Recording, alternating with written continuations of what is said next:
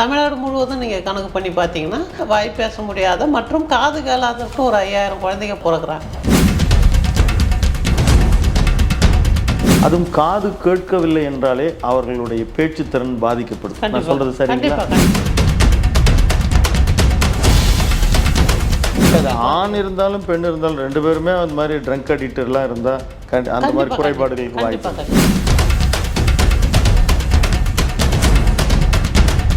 ரெண்டாவது காரணம் என்னன்னா, தேவையில்லாத மருந்து மாத்திரை அப்படின்றது ஒரு பேராசையில் குழந்தை கலராக பிறக்கணும், ரொம்ப குண்டாக பிறக்கணும்.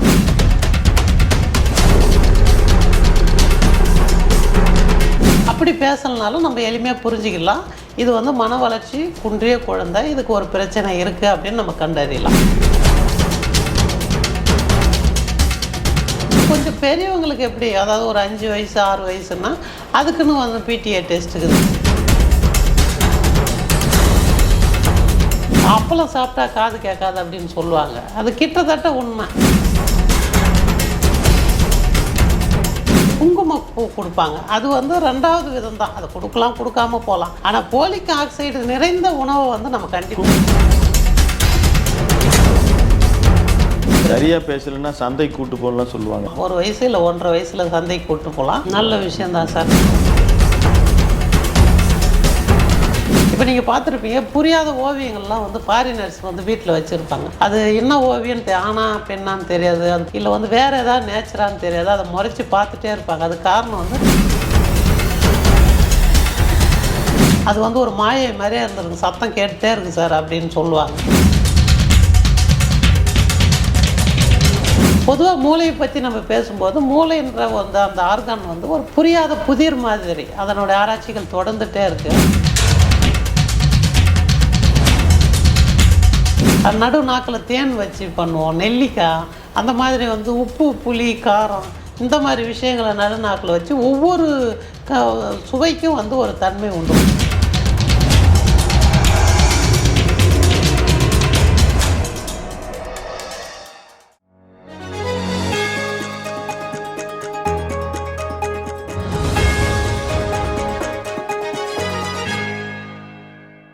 தமிழகம் நேயர்களுக்கு இனிய வணக்கம். தொடர்ந்து அரசியல் பொருளாதார செய்திகளை உங்களுக்கு தந்து கொண்டிருக்கிற அதே வேளையில் மருத்துவம் தொடர்பான சில விஷயங்களும் உங்களோடு நாங்கள் பரிமாறிக்கொள்ள தயாராக இருக்கிறோம். அந்த வரிசையில் இன்று நாம் செவி மற்றும் பேச்சு குறைபாடு இருக்கிற மாற்றுத்திறனாளி குழந்தைகளுக்கு சிறப்பு பயிற்சியை தொடர்ந்து வழங்கி கொண்டிருக்கிற திரு தனசேகரன் அவர்களை சந்திக்கிறோம். வாருங்கள், இது தொடர்பான விஷயங்கள் அவரோடு நாம் கேட்டு பெறுவோம். சார் வணக்கம். வணக்கம் சார், ரொம்ப சந்தோஷம். பார்வை மாற்றுத்திறனாளிகள் குழந்தைகள் பார்த்திங்கன்னா நிறைய அவங்களுக்கான ஒரு ஸ்பெஷல் எஜுகேஷன் ட்ரைனிங் இப்போ பிரெய்லி நிறைய வந்திருக்கு. இப்போ நீங்கள் செவி மற்றும் அந்த காது மாற்றுத்திறனாளி குழந்தைகளுக்கு நீங்கள் பயிற்சி தொடர்ந்து கொடுத்துட்ருக்கீங்க. இது அதை விட பெரிய சேலஞ்சான ஒர்க்கு. முதல்ல இந்த எண்ணம் உங்களுக்கு எப்படி வந்துச்சு? எல்லாருக்குமே ஒரு ஆசை கனவு இருக்கும். நமக்கு இந்த ஃபீல்டில் வரணும் அப்படின்றது இல்லை. யதார்த்தமாக ஒரு சூழ்நிலையில் நாம் ஃபஸ்ட்டு இந்த நிர்வாகத்துறையில் ஐஏஎஸ் அந்த மாதிரியான துறையில் போகணும்னு ஆசைப்பட்டோம். அதுக்கப்புறம் நிறைய பேருக்கு இந்த மாதிரி குறைபாடு இருக்கிறத கண்டு நம்ம அதுக்கப்புறம் அந்த இன்ஸ்டியூஷனில் ஜிப்மர் மெடிக்கல் காலேஜில் தான் சார் நான் படித்தேன். அப்படி இருக்கும்போது இப்போ நிறைய பேருக்கு ஒரு 15 ஆண்டு காலமாக இந்த சேவையை நான் பண்ணிகிட்டு இருக்கோம் சார். இது காரணமே ஒரு சமூக சிந்தனை தான். ஏன்னா இப்போ உதாரணத்துக்கு சென்னையில் மட்டும் ஒரு 5000 குழந்தைங்க பிறகுறாங்க. அப்போ தமிழ்நாடு முழுவதும் நீங்கள் கணக்கு பண்ணி பார்த்தீங்கன்னா அதிகப்படியான வாய் பேச முடியாத மற்றும் காது கேளாத குழந்தைகள் இதில் பிறகுறாங்க. இப்போ இந்த 5000 நீங்கள் சொல்கிறது வருடத்திற்கான கணக்கு தாங்களா? கண்டிப்பாக கண்டிப்பாக சார், கண்டிப்பாக சார். இப்போது நாங்கள் உங்கள்கிட்ட பேசிகிட்டு இருக்கும் பொழுதே முதல்ல இந்த குரல் அப்படின்றதுக்கு ஒரு ஸ்பெஷல் ட்ரைனிங் இந்த மாதிரிலாம் நீங்கள் கொடுக்கறதுக்கு போகும்போது இப்போ உங்கள் குரல் கூட ஒரு கீழ்ச்சித்தன்மையோட ஒரு வெளிப்படுது. இப்போ இந்த பயிற்சி இதுக்கான நீங்கள் ஏதாவது போனதுனால இந்த துறைக்கு வந்தீங்களா, இல்லை இது உங்களுடைய ஒரு விஷயன்றது வேறங்களா? அதாவது பிறப்பிலிருந்தே நம்ம வாய்ஸ் இந்த கீழ்ச்சித்தன்மை இருக்குது. இப்போ இந்த கீழ்ச்சித்தன்மை எப்படி வருது அப்படின்னு கேட்டிங்கன்னா 2 வகை. அதாவது பெண்கள் ஆண்கள் மாதிரி பேசுவாங்க. இது ஆண்ட்ரோஃபோனியா அப்படின்னு அறிவியலில் சொல்கிறாங்க. ஆண்கள் பெண்கள் மாதிரி பேசுறது வந்து ஃபீவர் போனியா அப்படின்னு சொல்லுவாங்க. இப்போ நம்ம ஜிப்மர் மெடிக்கல் காலேஜில் படிச்சுட்டு அதுக்கப்புறம் வந்து மைசூரில் இருக்கிற ஆயுஷ் அகாடமி இது சம்மந்தமான பேச்சு ஜிப்மர் மெடிக்கல் காலேஜில் நீங்கள் இதுக்கான ஸ்பெஷல் ட்ரைனிங் ப்ரோக்ராம் பேச்சு ஆமாம், பட்டய படிப்பு தான் இது. இது ஓராண்டு பட்டய படிப்பு நம்ம முடிச்சுட்டு அதுக்கப்புறம் வந்து மைசூரில் இருக்கிற ஆயுஷ் அங்கே தான் வந்து இந்த பயிற்சி எடுத்தோம். அப்போ வந்து என்னுடைய குரல் வந்து இந்த மாதிரி கீச்சுத்தன்மை இருக்குது, இது வந்து ஃபீவர் போனியாவாக இருக்கலாம், பெண் குரல் தன்மையாக இருக்கலாம் அப்படின்னு அங்கே இருக்கிற சீனியர் பரிசோதகர் வந்து தெரபிஸ்ட்டுன்னு பார்த்து ஆலோசனை பண்ணாங்க.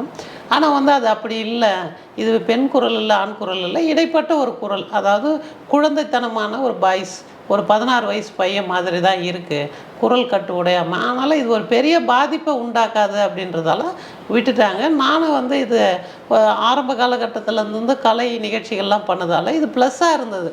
மற்ற குரலுக்கும் நம்ம குரலுக்கும் ஒரு வேறுபாடு இருந்தது. எப்படி அந்த ப்ளஸ்னா எப்படி பெண் குரலை பாடுவீங்களா அல்லது வாய்ஸாக நடிப்பீங்களா? அப்படி இல்லை, அட்ராக்ஷன், அதாவது கவன ஈர்ப்புக்காக இதை வச்சுக்கிட்டு இருக்கிறது. இதில் உங்களுக்கு எதுவும் உங்களை சங்கடப்படுத்துகிற மாதிரி உங்கள் குரல் தொடர்பாக உங்களுக்கு எதுவும் ஏற்படலை? இது வரைக்கும் இல்லை. இப்போ சுவாரஸ்யமான சம்பவங்கள் உண்டு.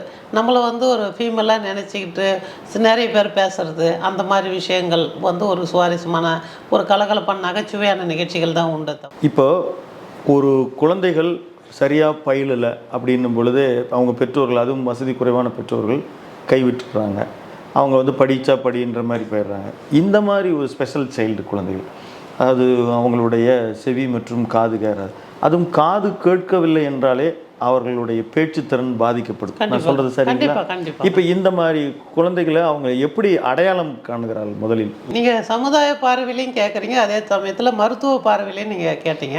இப்போ சமுதாய பார்வையை பொறுத்த அளவுக்கு ஒரு குழந்தை வசதியான இடத்துல பிறந்துட்டா அவங்க எப்படியோ வந்து அதுக்கான சார்பான விஷயங்கள் செய்வாங்க. மருத்துவமோ சரி, உணவு, உடை, இருப்பிடம் எதுவானாலும் செய்வாங்க. அவங்களுக்கு தேவையான கருவிகள் ஏதாவது தேவைப்பட்டால் வாங்கி கொடுப்பாங்க. ஆனால் இந்த மாதிரி வசதி இல்லாத குழந்தைகளுக்கு வந்து அரசாங்கமும் பண்ணுது, சமூக அமைப்புகளும் பண்ணுது. உதாரணத்துக்கு நிர்மயா அப்படின்னு சொல்லிட்டு ஒரு ப்ராஜெக்ட் இருக்குது. அந்த ப்ராஜெக்டில் வந்து 1 வருடத்துக்கான மருந்து, மாத்திரை, பயிற்சி முறைகளுக்கான சென்ட்ரல் கவர்மெண்ட் கொடுக்குறாங்களா, ஸ்டேட் கவர்மெண்ட்? அரசாங்கம் சார்ந்த ஒரு தனியார் சேவை நிறுவனம், என்ஜிஓஸ் தான். அவங்களுடைய அனுமதியோடு இவங்க செய்கிறாங்க. அதுக்கான முறையான பில்லை வந்து நம்ம கிளைம் பண்ணிக்கலாம். முதல்ல வந்து அவங்கவுங்க தன்னுடைய கை காசை போட்டு தான் இதை பண்ண வேண்டிய சூழ்நிலை.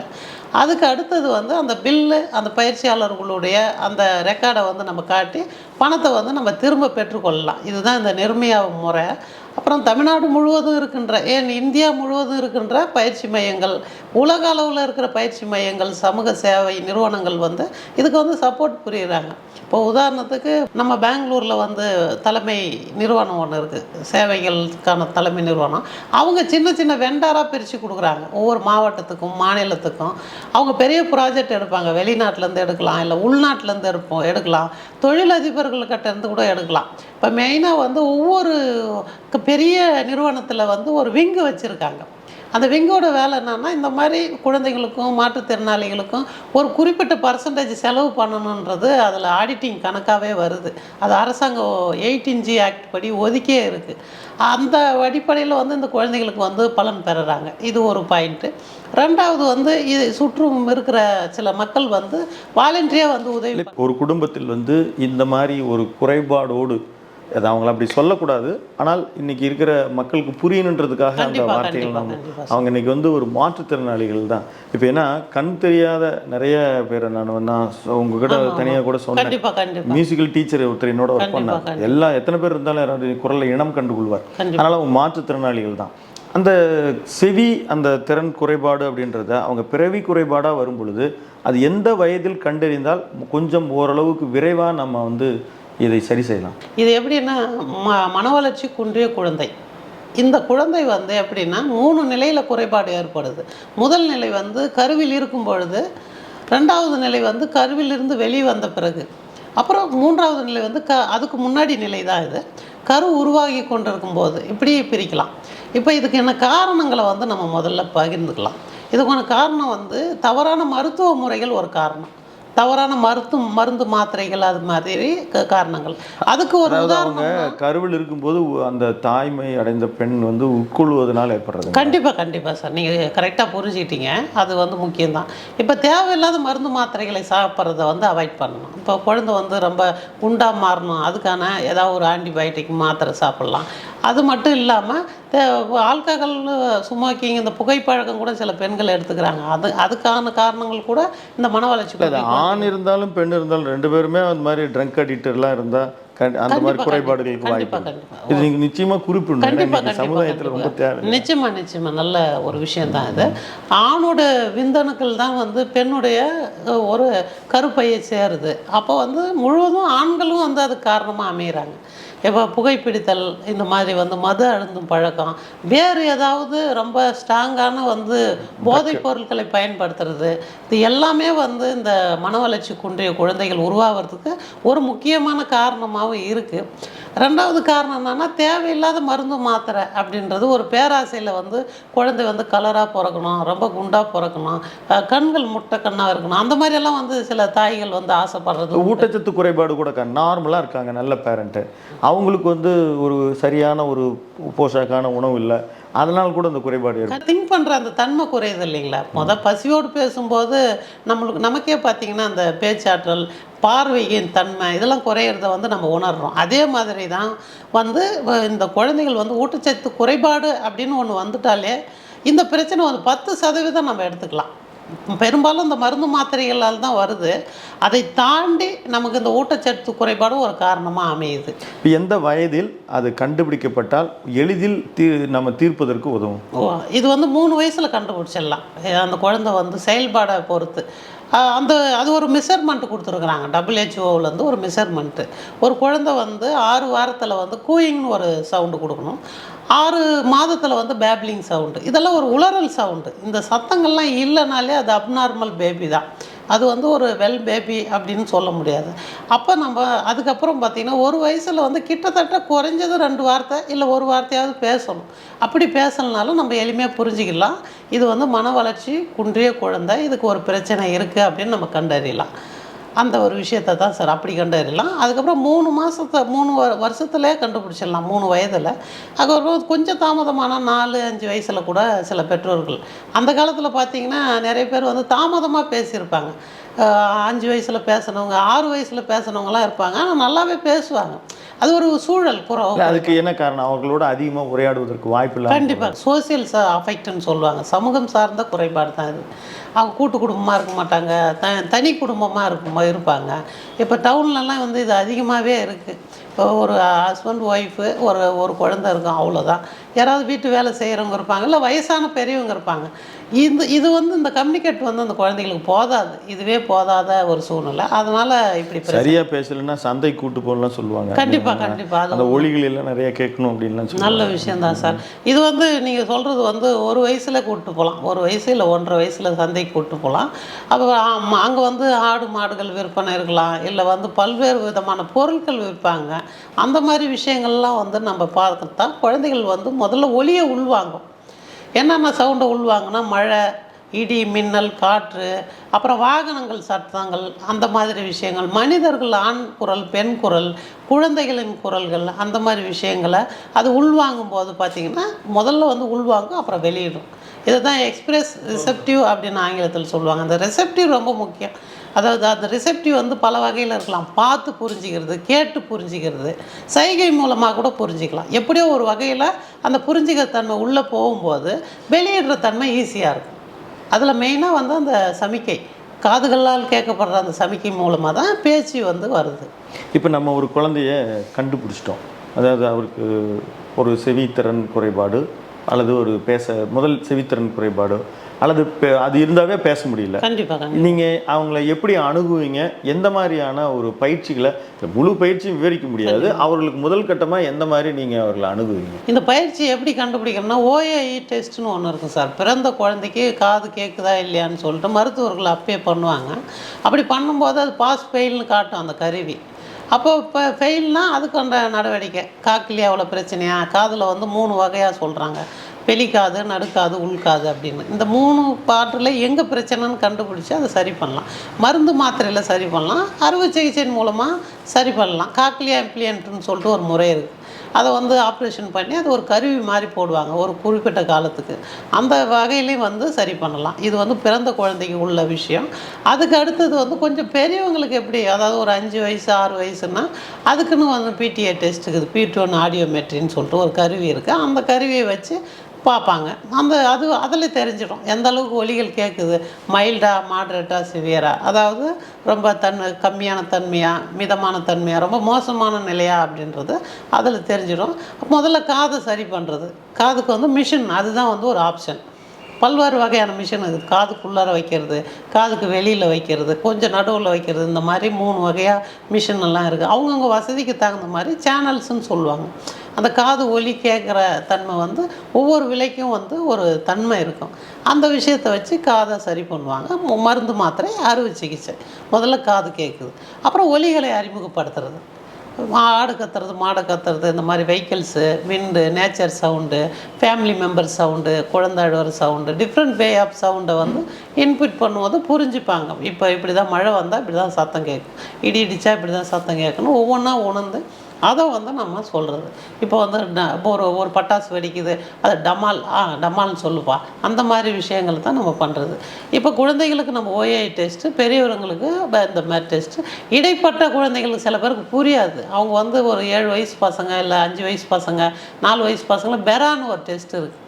அவங்கள வந்து ஒரு டானிக் மாதிரி கொடுத்து அவங்கள தூங்க வச்சிடுறது. தூங்க வச்ச பிறகு அந்த உதாரணத்துக்கு வந்து ஈஸியை எடுப்பாங்க.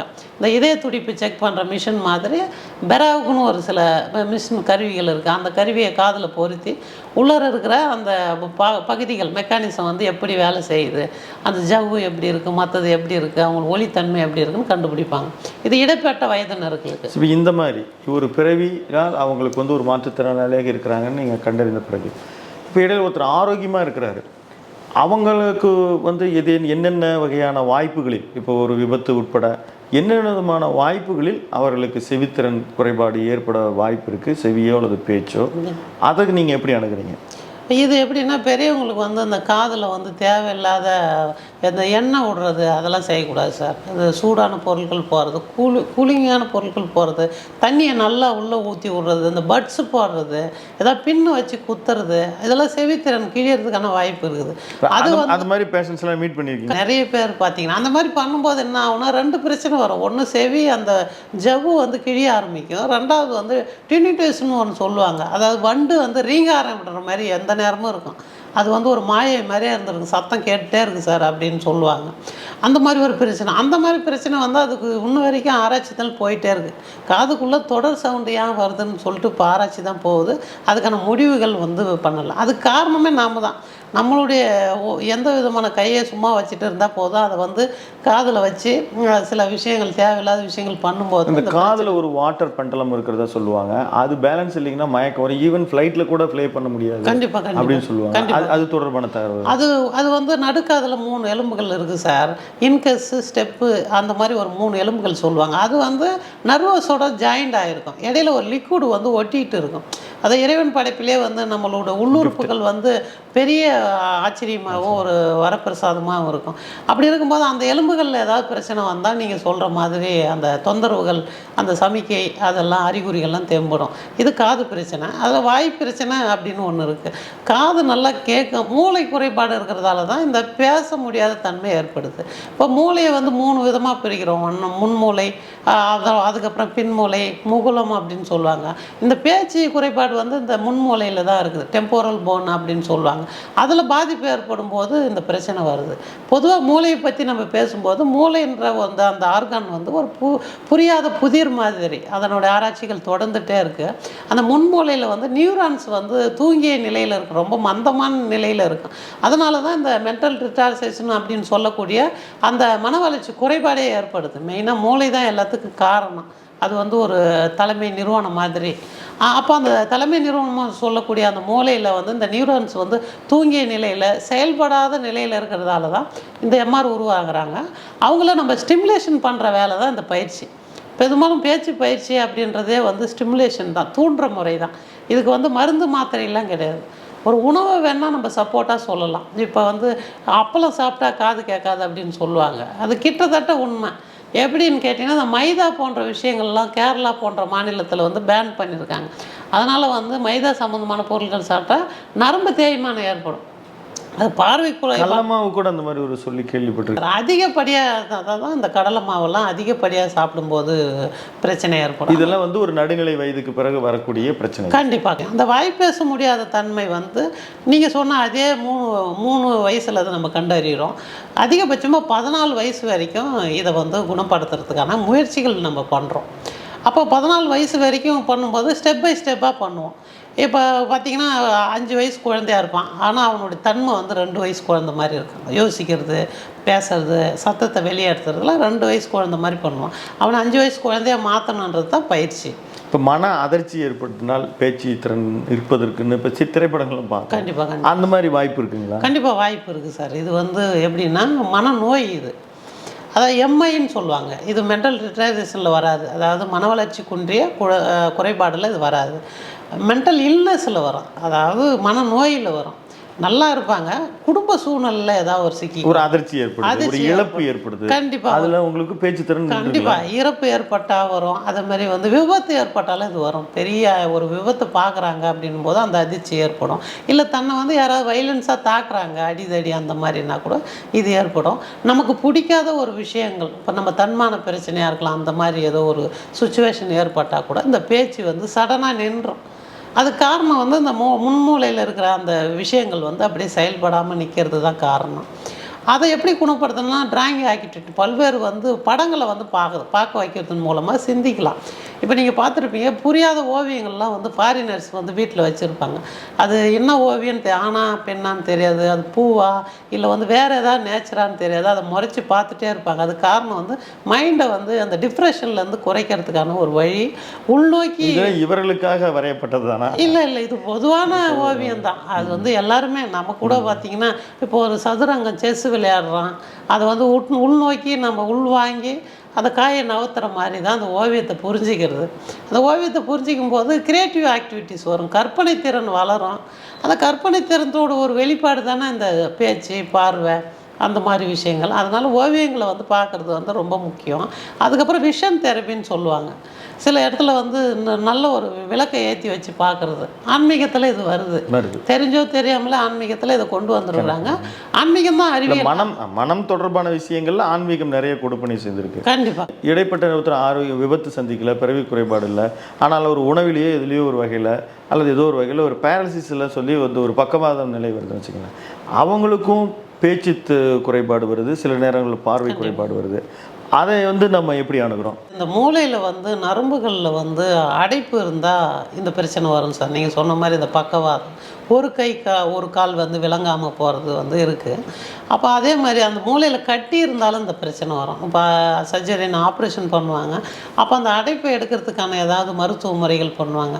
இந்த மருத்துவ முறை பண்ண பிறகும் இது அப்படியே தான் இருக்கும். இந்த பார்வை குறைபாடும் இருக்கும், பேச்சு குறைபாடும் இருக்கும். இப்போ இந்த பேச்சு குறைபாடு அவங்க சொல்கிறதுக்கு நினைப்பாங்க, அந்த நாக்கு ஆர்டிகுலேஷன் சொல்லுவாங்க. உதடு, பல், நாக்கு, மேலெண்ணம், கீழெண்ணம், ஜான்னு சொல்கிற அந்த கன்னங்கள், உள்ளர யூவிலா உள்நாக்குன்னு சொல்லுவாங்க. இந்த ஒரு 6 விதமான அந்த ஆர்கன் வந்து கொஞ்சம் வந்து வேலை செய்கிறதுக்கு வந்து சோம்பல் படுற மாதிரி நிலையை ஏற்படும்.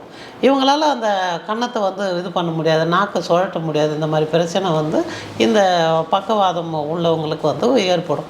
அதை வந்து நம்ம பயிற்சி கொடுக்கணும். டேஸ்ட்டு தெரப்பி, நாக்கை வந்து நல்லா சுழல வைப்போம், கன்னங்களை தேய்ப்போம், சில மசாஜர் வச்சுருப்போம், அதை மேலும் கீழும் தேய்ப்போம், நடு நாக்கில் தேன் வச்சு பண்ணுவோம், நெல்லிக்காய், அந்த மாதிரி வந்து உப்பு, புளி, காரம், இந்த மாதிரி விஷயங்களை நடுநாக்கில் வச்சு ஒவ்வொரு சுவைக்கும் வந்து ஒரு தன்மை உண்டு. உங்களுக்கு தெரியும், அதை புளிக்கு பார்த்திங்கன்னா ஒரு மாதிரி ரியாக்ஷன் பண்ணுவாங்க, காரம்னா அந்த மாதிரி ஒரு ரியாக்ஷன் பண்ணுவாங்க. ஒவ்வொரு ரியாக்ஷன்லேயும் ஒரு வார்த்தை, ஒரு ஒலி இருக்கும். அந்த ஒலி வந்து வரிகளாகவும் வார்த்தைகளாகவும் கன்வெர்ட் ஆகும். இந்த மாதிரி வந்து நம்ம அந்த பக்கவாதம் வந்தவங்களை வந்து நம்ம குணப்படுத்துகிறோம். அது கிட்டத்தட்ட ஒரு வருஷத்துக்குள்ளே நம்ம சொல்கிறத முறையாக ஃபாலோ பண்ணாங்கன்னா ஒரு வருஷத்துக்குள்ளே அது குணமாயிடும். அதில் மெயினாக என்னன்னா அந்த பக்கவாதமே ஒரு நரம்பு பிரச்சனை தான், மெயினாக மூளை நரம்பு பிரச்சனை தான். அப்போ நரம்புகளை பலப்படுத்தக்கூடிய உணவுகள் இந்த வந்து பக்கவாதத்துக்கு மட்டும் சொல்லலை, எல்லா பேச்சு மற்றும் பார்வை காது கேளாண்மை குறைபாடுக்கு நம்ம சேர்த்து சொல்கிறோம். அப்போ நரம்பு சம்பந்தமான உணவுகளை உட்கொள்ளும் போது ஆரோக்கியமாக மாறிடுவாங்க அவங்க. கை கால் வந்து சரியாகும், மூளை சரியாகும், பார்வை பேச்சு சரியாகும். அது என்னென்ன உணவு அப்படின்னு பார்த்தீங்கன்னா நம்ம ஊரில் வந்து முடக்கொத்தான்னு சொல்லுவாங்க. அந்த முடக்கத்தான் வந்து ஆமாம், ஒரு ரீஜன் லாங்குவேஜில் வந்து ஒவ்வொரு ஊர்லேயும் ஒவ்வொரு வட்டார வழக்கு மொழியில் வந்து பேசுவாங்க. அதில் வந்து கால்சியம் பாஸ்பேட் அதிகமாக இருக்கிறது தான் காரணம். ரெண்டாவது பிரண்டை, அது துவையலாகவும் அவியலாகவும் கொடுப்பாங்க. அப்போ பிரண்டை முளக்கத்தான் புதினா கொத்தமல்லி இருக்குது இல்லையா, அதுலேயும் வந்து அந்த நரம்புகளை வந்து தூண்டக்கூடிய ஒரு சக்தி இருக்குது. அது ஒரு முக்கியமான விஷயம். ரெண்டாவது வந்து வெள்ளை வெங்காயம்னு சொல்லுவாங்க. அந்த வெங்காயம் வந்து ரொம்ப முக்கியமான ஒரு சமாச்சாரம் சார். ஒரு வெள்ளை வெங்காயமும் ஒரு பூண்டு இருந்தால் ஒரு வீட்டில் வந்து 2 டாக்டர் மருத்துவர்கள் இருக்கிறதா சமம் அப்படின்னு சொல்லுவாங்க. அதனால் வெங்காயமும் இந்த பூண்டும் வந்து முக்கிய பங்கு வகிக்கிறது. இது ஒரு உணவு முறை. இது இல்லாமல் வந்து போலிக் ஆக்சைடுன்னு சொல்லுவாங்கள்ல, போலிக் ஆக்சைடுனா பப்பாளி பழம், அதுக்கப்புறம் வந்து பாதாம் பயிர். தாய்மை அடைந்த பெண்களுக்கு கூட அதைத்தான் அதிகமாக கொடுப்பாங்க. கண்டிப்பாக சார். இந்த எம்ஆர் குறைபாடு ஏற்படுறது வந்து போலிக் ஆக்சைடு சுரக்காதது ஒரு காரணம் தான். இப்போ நம்ம வந்து குழந்தை வந்து சிகப்பாக வெள்ளையாக அழகாக பிறக்கணுன்றதுக்காக வந்து குங்குமப்பூ கொடுப்பாங்க. அது வந்து 2வது விதம் தான், அதை கொடுக்கலாம் கொடுக்காம போகலாம். ஆனால் போலிக் ஆக்சைடு நிறைந்த உணவை வந்து நம்ம கண்டிப்பாக குங்குமப்பூவில் இருக்குது. இல்லை சார், குங்குமப்பூவில் இல்லை. இப்போ நான் ஒரு உதாரணத்துக்காக சொன்னேன். அதாவது குங்குமப்பூ அழகு சம்பந்தமான ஒரு உணவு வகையாக மாறி போச்சு.